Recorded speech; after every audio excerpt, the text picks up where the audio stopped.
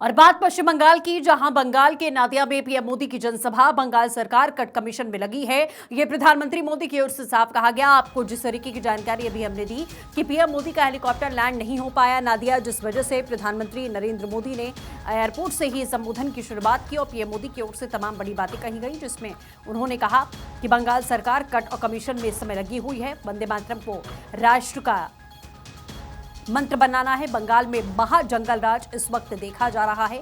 प्रधानमंत्री मोदी की तरफ से बंगाल की सरकार यानी कि ममता सरकार पर कई सवाल यहां खड़े किए गए।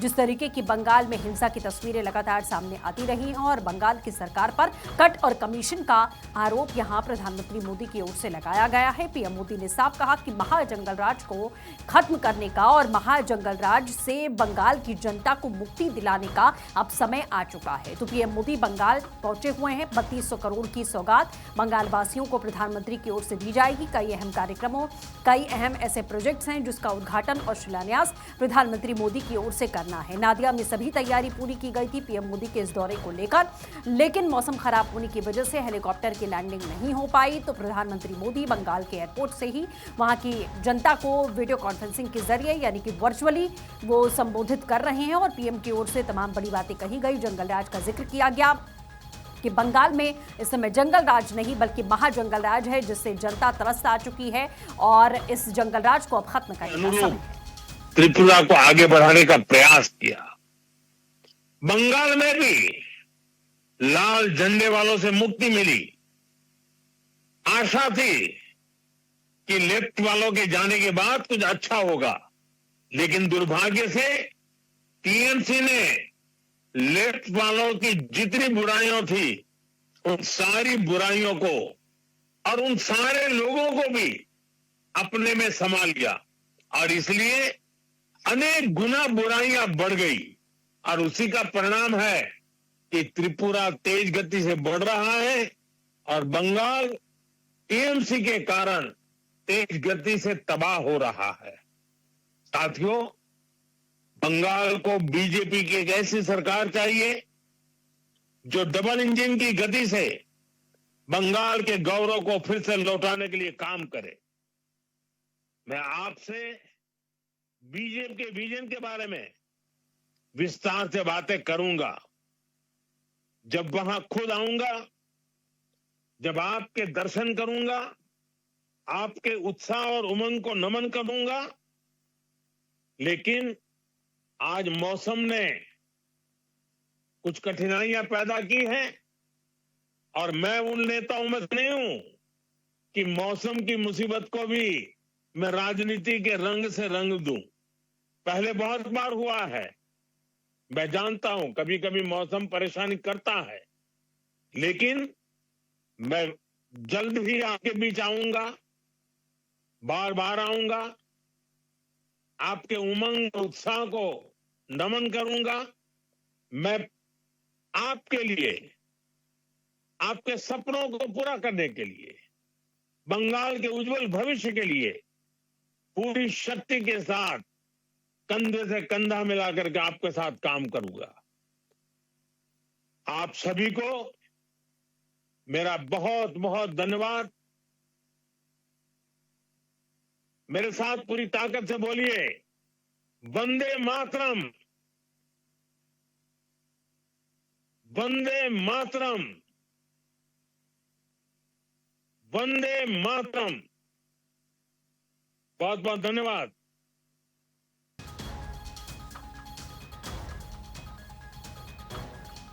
किया और साफ कहा कि जल्द ही आप सभी के बीच आऊंगा, आपके बीच आऊंगा, आपके दर्शन करूंगा।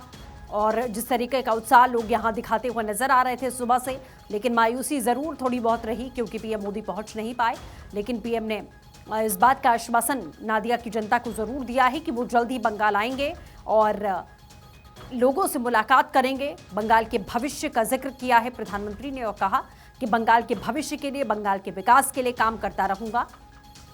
त्रिपुरा और बंगाल का जिक्र कर रहे थे। उन्होंने कहा कि त्रिपुरा में जिस तरीके से आप देख रहे हैं बीजेपी की सरकार है, डबल इंजन की सरकार है, त्रिपुरा आगे बढ़ रहा है और बंगाल जंगलराज की चपेट में आ चुका है। लेकिन बंगाल को भी समृद्ध प्रदेश बनाना है, इसीलिए महाजंगलराज को खत्म करना होगा।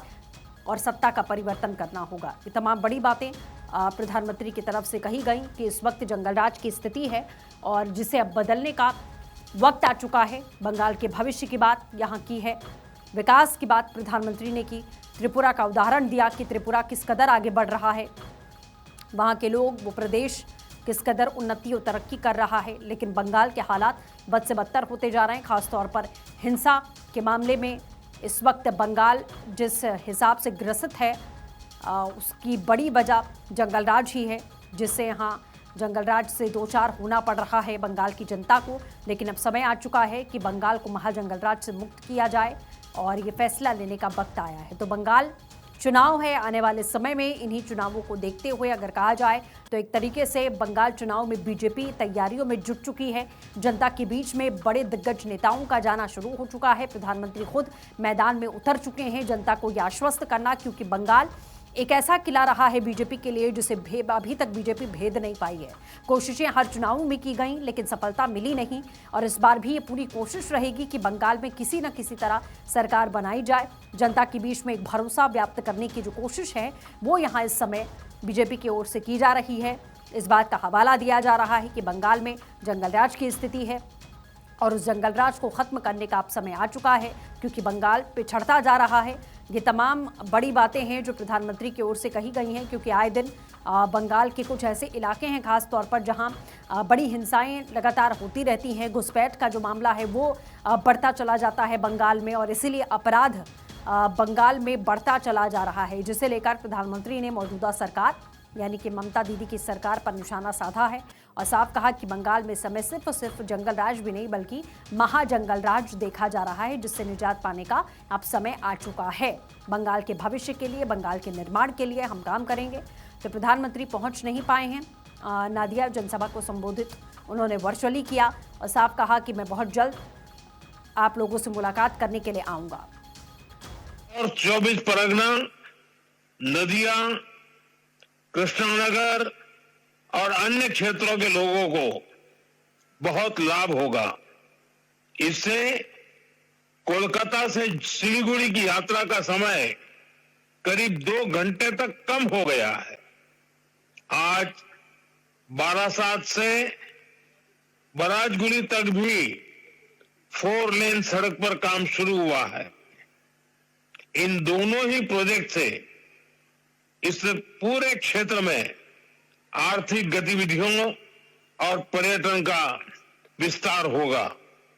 साथियों, नादिया वो भूमि है जहां प्रेम, करुणा और भक्ति का जीवंत स्वरूप श्री चैतन्य महाप्रभु प्रकट हुए। नदिया के गांव-गांव में, गंगा के तट पर जब हरिनाम संकीर्तन की गूंज उठती थी तो वह केवल भक्ति नहीं होती, वह सामाजिक एकता का आह्वान होती थी।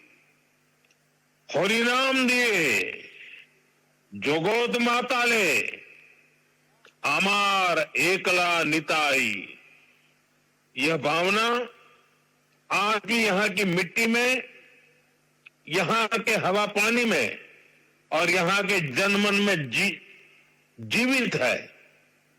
साथियों, समाज कल्याण के इस भाव को हमारे मतुआ समाज ने भी हमेशा आगे बढ़ाया है। श्री हरिचांद ठाकुर ने हमें कर्म का मर्म दिखाया, श्री गुरुचांद ठाकुर ने कलम थमाई और बोरोमा ने अपना मातृत्व बरसाया। इन सभी महान संतानों को भी मैं नमन करता हूं। साथियों, बंगाल ने, बांग्ला भाषा ने भारत के इतिहास, भारत की संस्कृति को निरंतर समृद्ध किया है। वंदे मातरम ऐसा ही एक श्रेष्ठ योगदान है। वंदे मातरम के 150 वर्ष पूरे होने का उत्सव पूरा देश मना रहा है। हाल में ही भारत की संसद ने वंदे मातरम का गौरवगान किया। पश्चिम बंगाल की यह धरती वंदे मातरम के अमर गान की भूमि है। इस धरती ने बंकिम बाबू जैसा महान ऋषि देश को दिया।